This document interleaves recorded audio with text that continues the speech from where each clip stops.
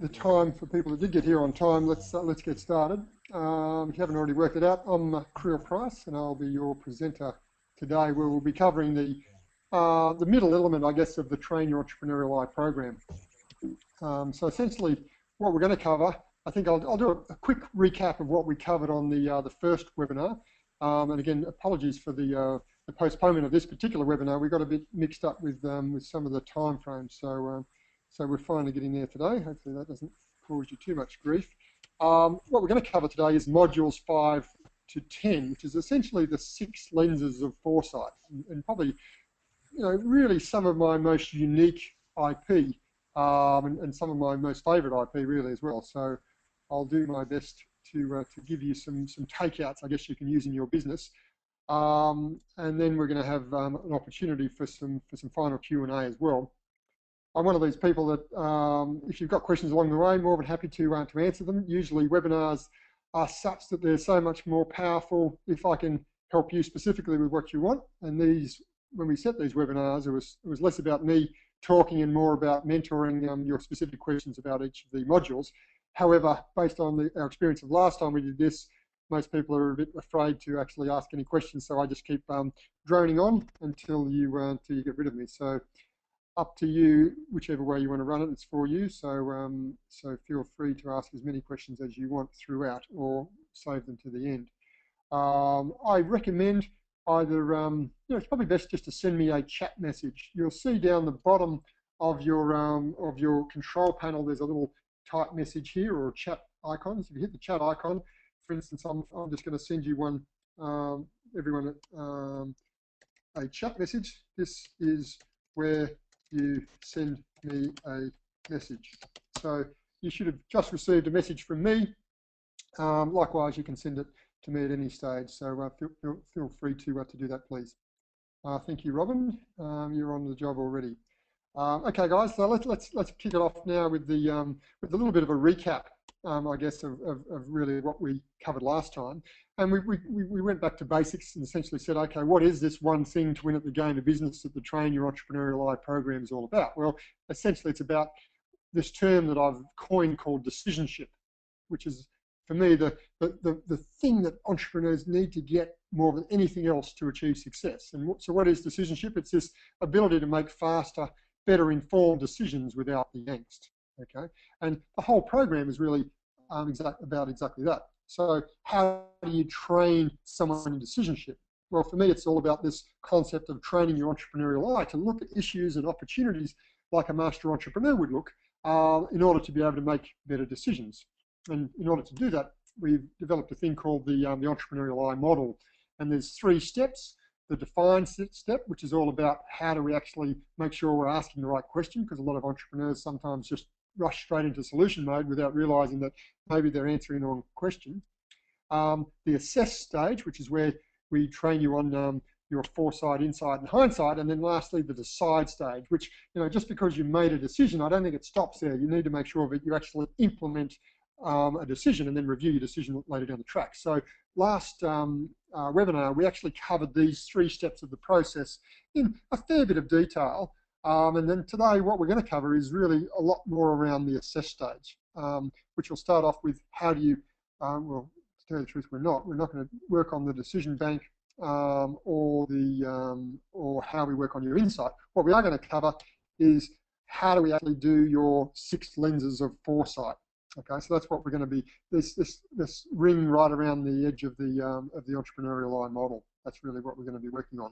And so with the 3 sights that you need to bring to bear in order to assess a decision, we're going to be concentrating on that future type foresight decisions.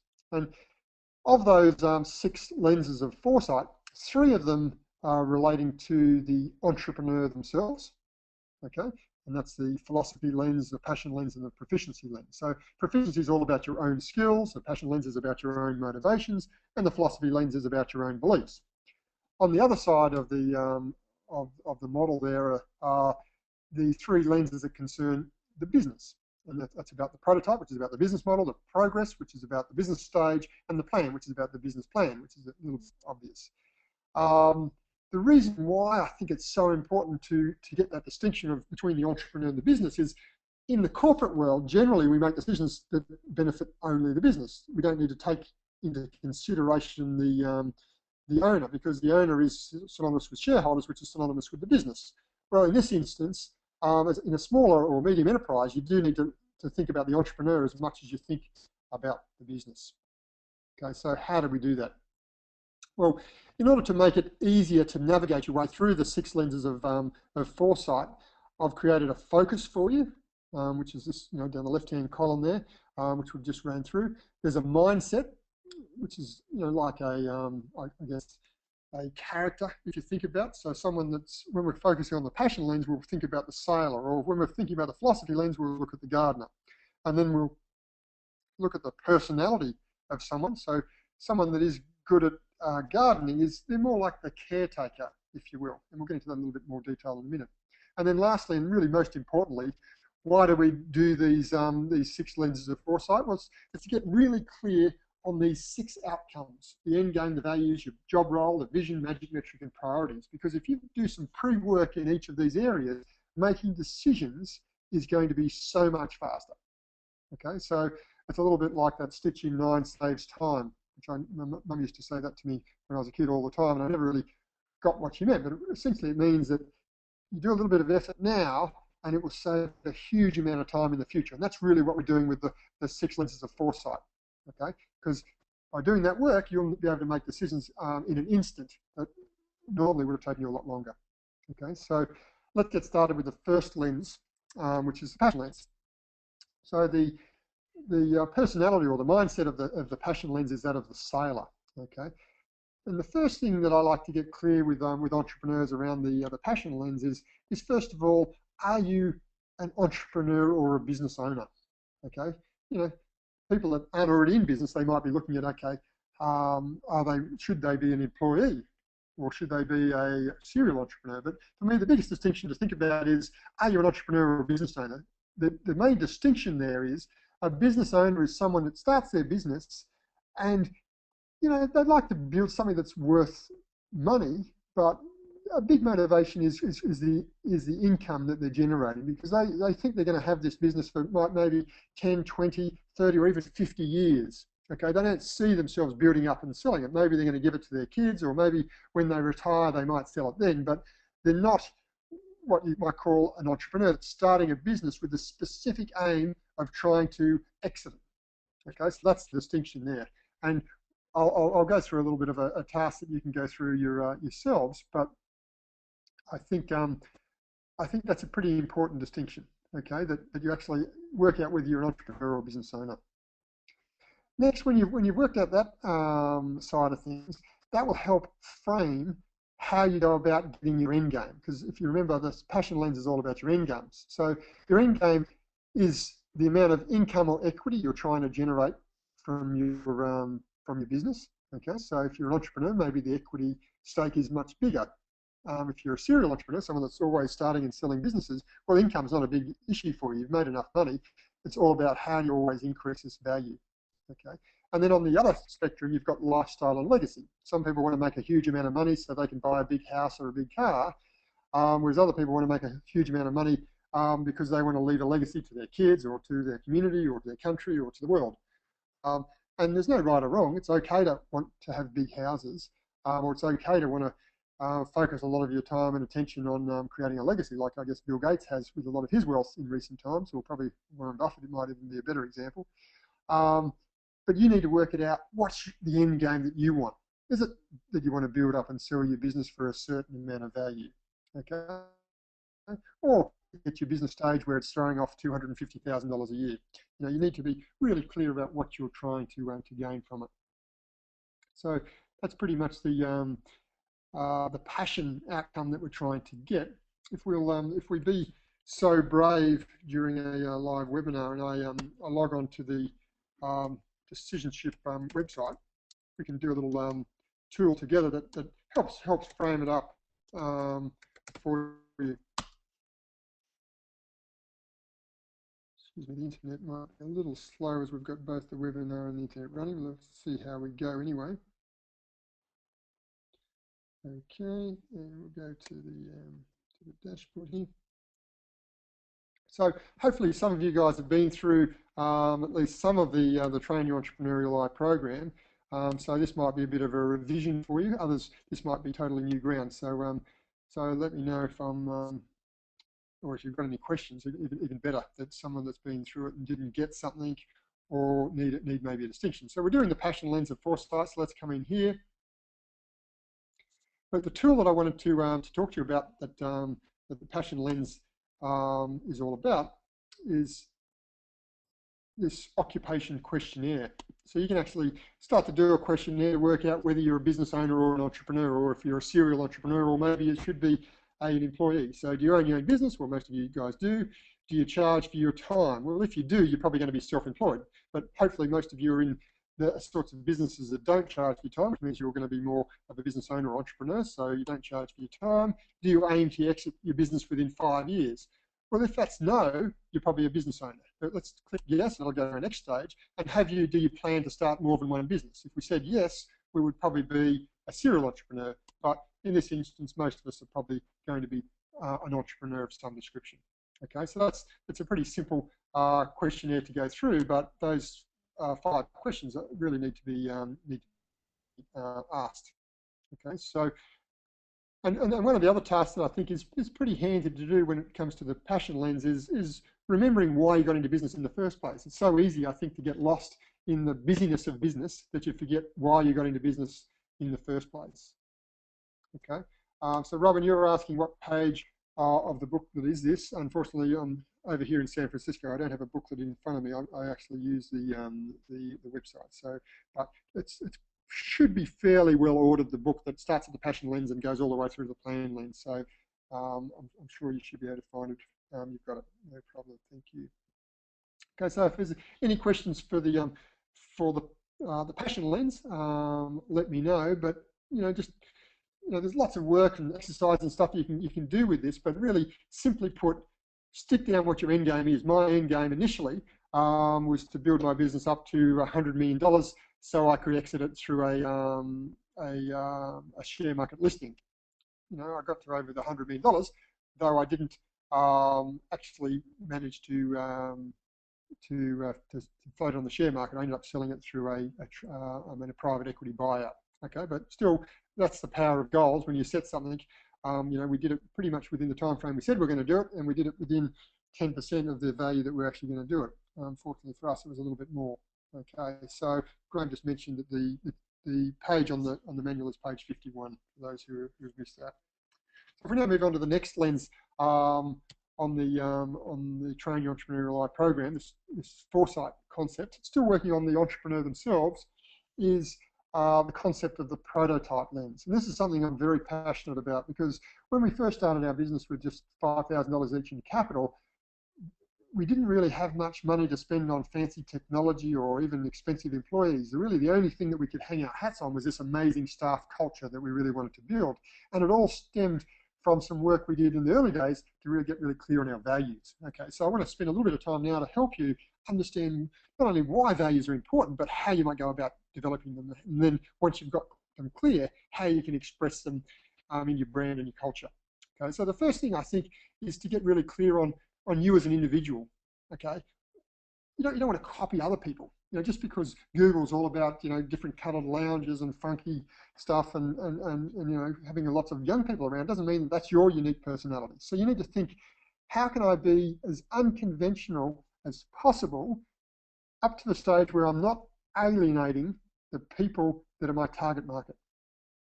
Okay, so that's pretty clear. You want to be as unconventional as possible up to the point that you're not alienating your target market, because it's not about trying to appeal to everyone, it's just trying to appeal to your target market. Okay, so you get clear on your unique personality. Once you've then done that, you can then you start to work out how you can actually reflect that into your brand and culture.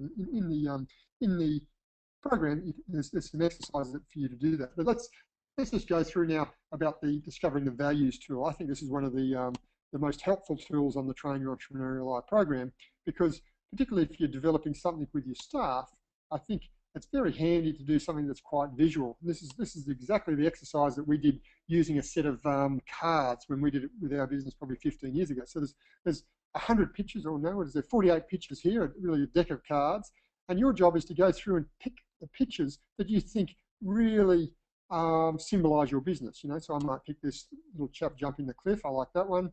I really like mountains. I'd probably choose this one. I want to be, all about relationships. So probably this one looks good. I like targets and achieving things. I like the courage of a lion.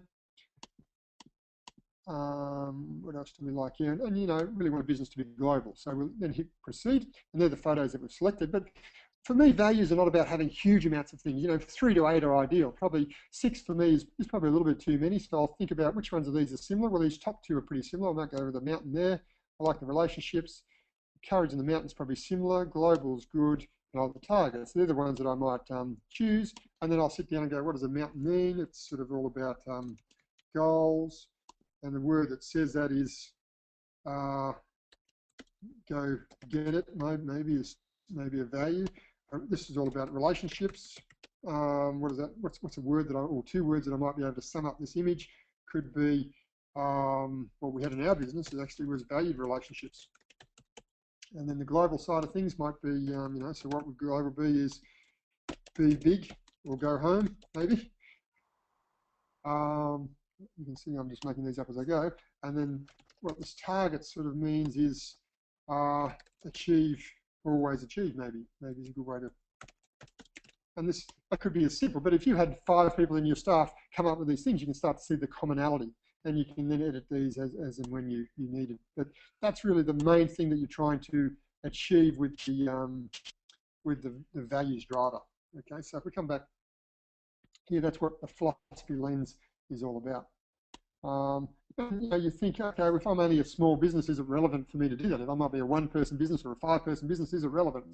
I say yes, because back to the decision making, the clearer you are on values, the more likely you can make decisions quicker. So for instance, if a cigarette company approaches you and they want to use you, it might not fit with your values. You can give them a very quick no. Or if someone that's a little bit quirky comes to get a job with you, and you think, actually, I quite like them and they've got great experience, but they just don't fit my values, you can make very quick decisions. You don't waste a lot of time dealing with people that ultimately aren't going to build this unique culture that is really important. Now, I probably attribute, if I think about the value that we achieved in our company in a very short period of time, I attribute a lot to this investment we put into culture and values at a very early age.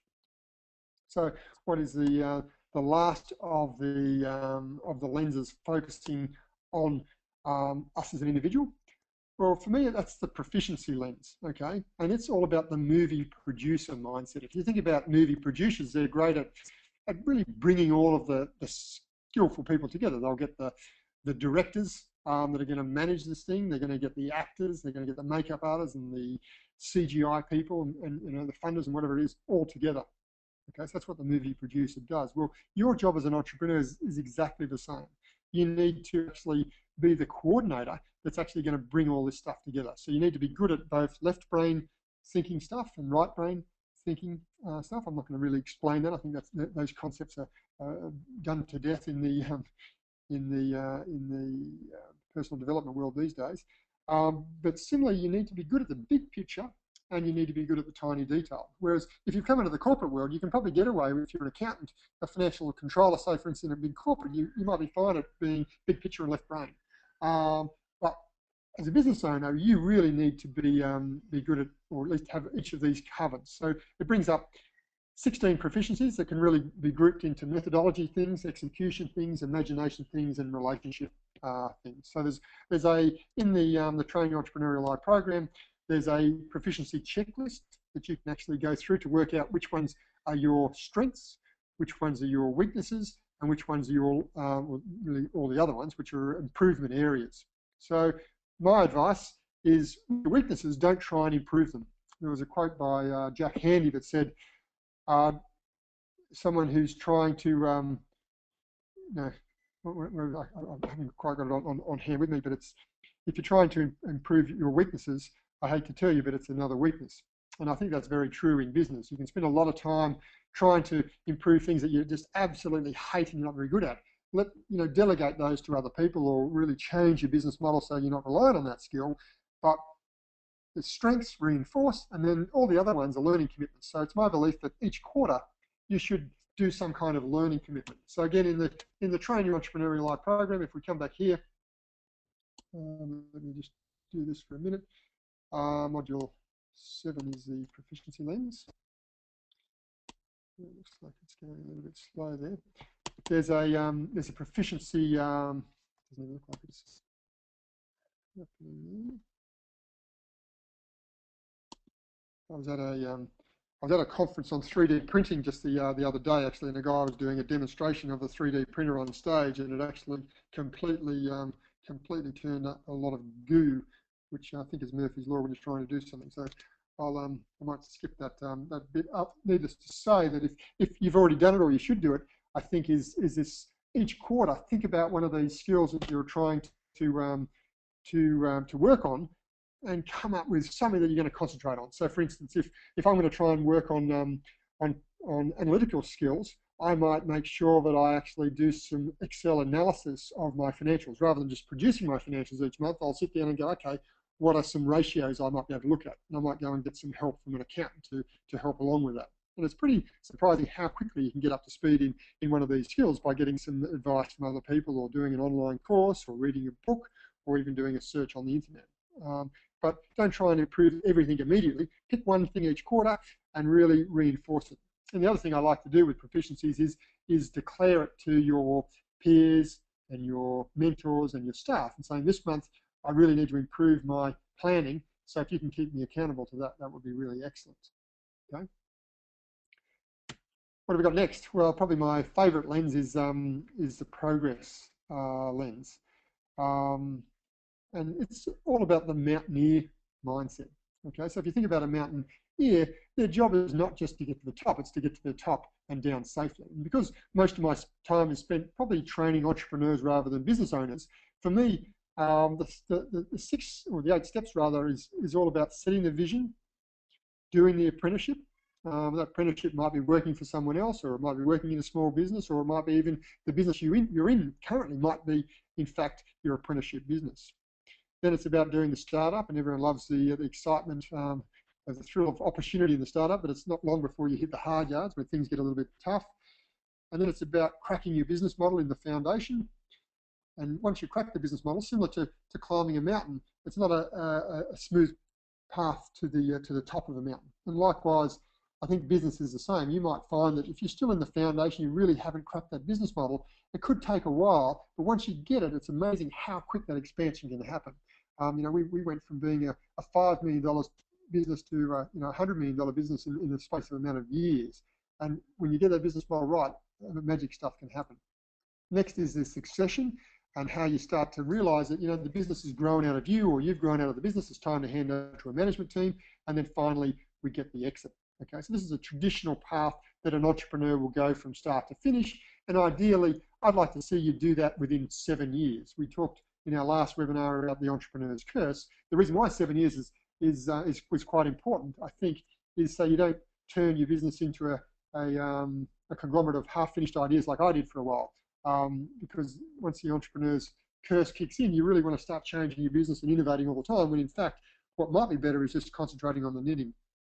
So one of the learnings I've found with using this model is, in the startup and hard yards phase, is to focus on income. Okay, how do we make sure that we have enough income, firstly, to make sure our finances aren't going backwards, and then secondly, once we're through that, we're into the hard yards, and we're through the hard yards when we make sure that there's no opportunity cost of being in business for ourselves, that the money we can make in our business is exactly the same as the money we'd make going to get a career job. Okay, so once we're through the income stage, we're into the profit phases, and these 2 phases are all about how do we actually start to make more profit in our business. And we're through the foundation stage, as I mentioned, when we've cracked our business model, and through the expansion phase when we've either grown out of the business or the business has grown out of us. But up to that point, it's all about really getting bigger, focusing on the revenue and the resulting profit in your business, because ultimately that's how we're going to make money from the business and ultimately create value that we can sell. In the value stages, the succession is all about how do we make sure the business can function without us and be not relying on us from a brand point of view or a client point of view. And then lastly, we need to look at the exit, which is things like Is it going to be a trade exit? Are we going to float the business? Are we going to sell it to one of our staff? Or, you know, there's a number of different things that we can look at value if we had more time. So that's essentially the business stage side of things. You can work out through your business stage. There's a little tool. Well, rather than do this one on the internet, let me, I think up the back here we've got a, oh yeah, here we go. We can look at the business stages you're going through. So you'll ask, if you can envisage your product at endgame, you're through the vision stage. Okay. Next, we'll say, do you have enough knowledge and capital to commence? Well, if you don't, you're in the apprenticeship stage. But if you do, you move on. Have your personal finances stopped going backwards? If they're not, you're still in the startup stage. Okay. Are you earning your market rate of income? If not, you're still in the hard yard stage. Have you discovered the ideal business model? If not, you're still in the foundation stage. And then the expansion and the succession stages are if you've grown out of the business, or if you're still in the succession stage, if you're still actively involved in the business operations. Okay, and if you're still trying to financially or physically exit the business, that's when you're in the exit stage. So there's an online tool that you can actually do in the Train Your Entrepreneurial Eye program that actually takes you through that. Okay, so the next of the lenses that we're going to run through is the prototype lens. Okay, so the prototype lens is all about the master chef mindset, and you know, I think this is a great way of teaching. Really, is really using these metaphors, because I think if you do a search on business models on the internet, there's the most amazingly complex stuff comes up. But if you really think about it, a business model is literally your recipe for success. That's all it is. So if you can imagine, you know, there's two ways to do a recipe. You can use your grandmother's recipe that she's handed down through the generations, okay? And if you follow that to the letter, you'll produce amazing tomato soup, for instance.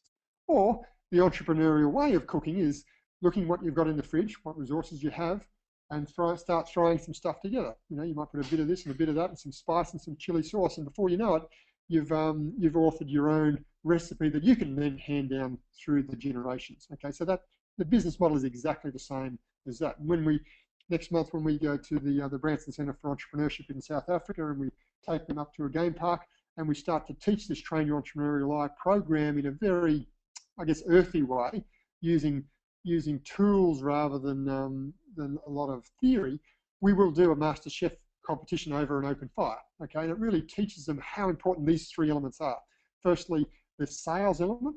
Okay, what, you know, in cooking, it's all about how you present something. That's your value proposition.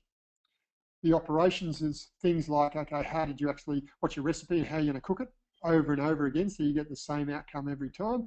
And likewise, the support side of things in business are things like accounting and legal and infrastructure, whereas cooking support might be, well, in the Branson Centres, when we're actually cooking our own, we're making our own fire. So if you haven't got a really good fire, you can't cook anything great, okay?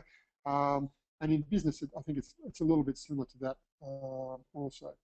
Okay, so they're the things to think about with your developing your business model. But more than anything, it's about this magic metric in the centre. How do you develop a way of keeping score that's not too many numbers? I think, you know, entrepreneurs are either those in the field that they don't count anything, and their accountant tells them how much money they've made at the end of the month or end of the year, or the other school of thought is they track everything that moves. Well, my belief is you really need to track one thing over and above everything else. And if you can understand what your magic metric is, your business model is going to flow from that. Okay, so there's a tool on the Train Your Entrepreneurial Eye program called the Magic Metric tool. Let's just see if we've got the decisionship site back here. No, because we're on the webinar, I don't think that's going to allow us to get back in there. Not a problem. I wasn't really intending to do that this time anyway. But the Magic Metric tool essentially will take you through some ways to screen between some magic metric options. So for instance, let's say that I've got a coaching business. Okay, so Graham mentions on page 98 of your manual you can follow through these areas. One thing to think about a good magic metric is something that's going to be very quantifiable. So if you can't, you know, staff surveys are great, but you can't really quantify them into a number that's going to change every day or every week or every quarter. Okay, so survey is not a very quantifiable way, whereas exact customer numbers is, or how much they spend on average is very quantifiable. Okay, it obviously needs to be easily measurable. It needs to be easily, I guess, you can have an impact on it. So influenceability is pretty important. So you want to look for a magic metric that you can really, see that there's a problem with it, and you can immediately do something about it. Okay, so it's by getting a magic metric and then these type of things that you're going to actually start to build a business model and bring your team along. Because too often I think entrepreneurs sit in their office, they come up with a business model and they announce it to their team, and the team really don't understand what they're talking about. But if you give them something to track, they can all work on making that score better. It's a little bit like playing soccer. Everyone knows that the goal of playing soccer is the team that wins has the most goals. But goals is not a very good magic metric, because you can't really influence goals. But what the best coaches do, they'll say, okay, our magic metric is percentage of time spent in the opposition half, might be a magic metric, or the number of errors, or the number of passes before the opposition gets it, or whatever it might be, is an example of a magic metric. So the team and the coach know that if they focus on that, they're more likely to get more goals. So likewise, you need to have some impact on profitability in your business, but profit by itself is not a good magic metric. Okay, so magic metrics probably out of all the things are quite hard to actually get, but you'll be surprised once you experiment around with it and share it with your staff and your accountant and a few people, you get closer and closer to finding one metric more than anything else that really does it for you. In our business, one of the magic metrics that we actually had was the gross profit per hour of our employees. I think we were the only company in Australia, to my knowledge, that could actually track profit on an hourly basis. And every one of our staff was trained how to do that and how to actually impact it. And that's why over time, when we started doing this, we increased our gross profit per hour from $15 an hour up to over $60 an hour. So it's like a fourfold increase within a matter of years, just because everyone focused on that. Okay. Thanks for your comments, Robin. I do recommend that if you guys do get a chance, either read my book, study that manual that's been sent to you, or do the Train Your Entrepreneurial Eye course, because some of the stuff can be really dry, but really there is some nuggets that if you can put into place in your business will make a significant difference to the success that you're going to ultimately achieve. Okay. So I'll probably skim through this a little bit because I need to leave some time for some questions at the end. Looks like we might get them hopefully at the end. Well, the last of the lenses of foresight is the plan lens, okay, which embodies the architect lens. If you think about good architects, they're ones that actually don't overspend on the budget, but also they produce something that's pretty magnificent. Okay, and that's really what your job is in your foresight for your plan lens. Okay, you need to be good at the financials down the bottom, the balance sheet, the P&L, the cash flow statement. You need to come up with some strategies to help achieve the vision that you're trying to build. And what holds this all together for me is the priorities. That's really the one thing, the outcome that we're trying to get with the plan lens is if you can come up with a group of 5 to 8 priorities that you have every single quarter, and you share it with your team, it's going to make decision making a lot easier, because an opportunity will pop up and you'll go, well, is that going to help us get our priorities? And you'll say no. You can make an immediate decision. Okay, so it's my belief that once you've set your priorities, you shouldn't add any new priorities unless you take one of the other priorities off. Okay, so that's really quite a healthy thing that you can actually do along the way. There's a tool in the Train Your Entrepreneurial Eye program called the false ranking tool. So sometimes it's hard to know what our most important priorities are. So if you could sit down and put a list of 20 possibilities, the false ranking tool will help you come down to really get a tight group of priorities, which might be 3 to 8 priorities that you're going to focus on this quarter. Okay, so that's essentially the 6 lenses of foresight. So we've covered. Let's just go through a little bit of a summary of what we've covered. We've covered the 3 that are about the individual, the passion, the philosophy, and the proficiency. The mindsets with the sailor, gardener, and producer. The personalities, you probably don't need to focus on too much, but these outcomes are really where it's at. Make sure you do the pre-work, get your end game clear, get your values clear, and get your role clear, and it will make sure not only that you can make fast decisions, that you can make decisions that actually help you as an individual. Next, we move on to the progress, the prototype, and the plan lens, and they're the things that are going to help you get the most out of your business.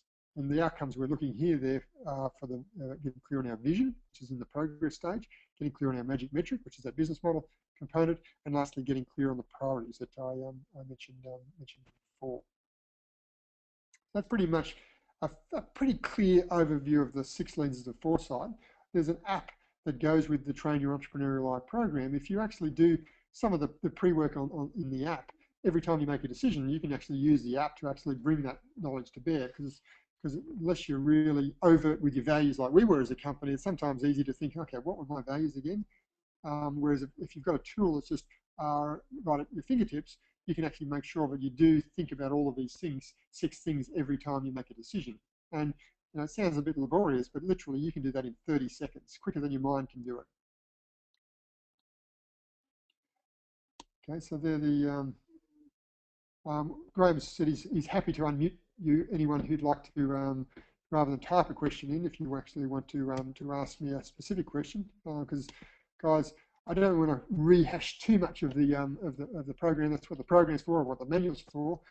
I don't want to be a talking book. I'm here to actually work out how could I help create a distinction for your business. And even if there's not anything specifically about what we've talked about today, if there's another question you've got about your business, I'm sure I can shovel it into to something that we've talked about anyway. So it's over to you guys to get the most out of the next 5 or 10 minutes that we've got left. While I'm waiting for your amazing questions to pop up, Graham mentioned there's a couple of places left on our ultimate growth adventure to Africa.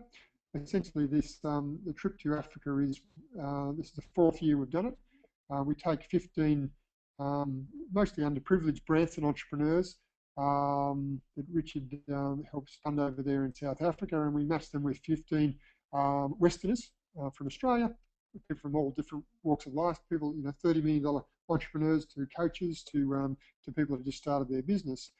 And through that program, everyone goes through this Train Your Entrepreneurial Eye program in a really amazing, I guess, rather than very theoretical, it's quite a hands-on course, and everyone learns as much off each other and through the activities that they learn off from me. So Robin mentioned she's made a mistake launching her business early on without adequate capital. Now she seems perpetually stuck in the startup and hard yards phase. Do you have any advice for this? Well, Robin, probably it's not the advice you really want to hear, but there's a methodology I've had for ever since I've been in business, that really you don't really want to raise capital until you're through the foundation phase, in my belief. The foundation phase is when you've really cracked your business model. That's when investors want to invest in you. So it's my advice that if you're still perpetually stuck in the startup hard yards phase, rather than trying to focus on trying to raise capital, which I suspect is not an area of expertise of yours, I would recommend that you actually focus on creating a product that's cash flow positive. So, an upfront sale is the best way to bring in business for your business, your cash flow, and that's going to help fund everything else. So that would be my advice. Through this, through the Train Your Entrepreneurial Eye program, I actually talk about the hierarchy of funding. And so if you can't find that, feel free to send me an email and I'll shoot you a little bit of I think I've got a video on the hierarchy of funding that should help out with you around that. Tony, you mentioned there's a lot to take in these sessions, and there is. You'd be interested to know where you can go from here in terms of actual practical implementation.